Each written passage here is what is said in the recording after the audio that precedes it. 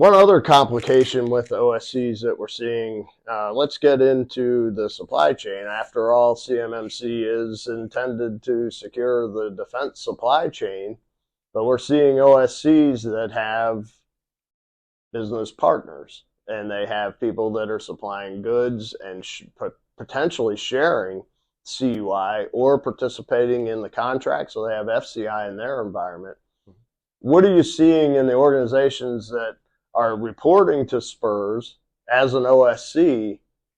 How tightly are they managing their suppliers to make sure that they're CMMC compliant also? So unfortunately, there's not a lot of enforcement down the supply chain currently.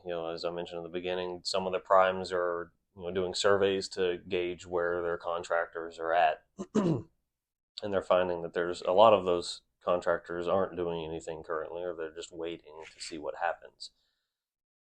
We do know that CMMC is going to be finalized this year, judging by the timelines that are made for public comment. However, a lot of these organizations are still sitting on their hands because they want to see exactly what the primes are going to require. The primes, once the interim rule or the final rule is published, they're going to be putting it in the contracts. They're going to be required by law to do that. How they're going to enforce that is, still up for debate, but we do know that it's going to be required. So, waiting to see what happens, you're just hurting yourself because you're not going to be able to hit this 12-month timeline. And another big issue is the number of organizations that can perform the assessments, number of organizations that can help with implementation and offer the consulting.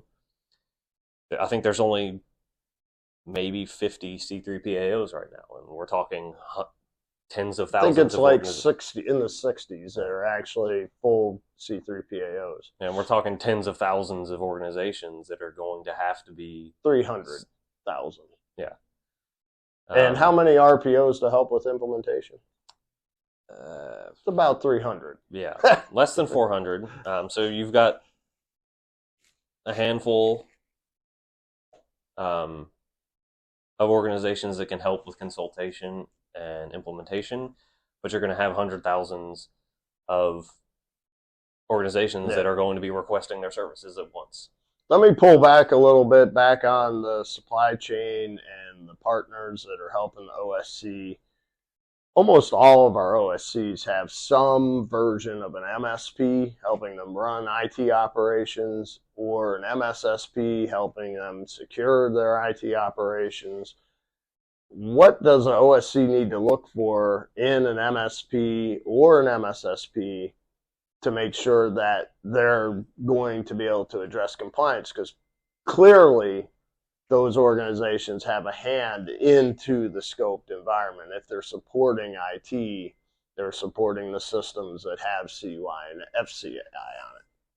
And so those organizations, the managed service providers, the cloud service providers, managed security service providers, they're all going to have some level of implementation of 800.171. There will be some pieces that may be out of scope for that specific organization, depending on the services that they provide. However, they're still going to have to be evaluated by these C3PAOs at some point to make sure that the implementation of those controls is proper. The primes may be evaluating them as well on things that are outside of CMMC, but there's still controls that they're required to work with their organization.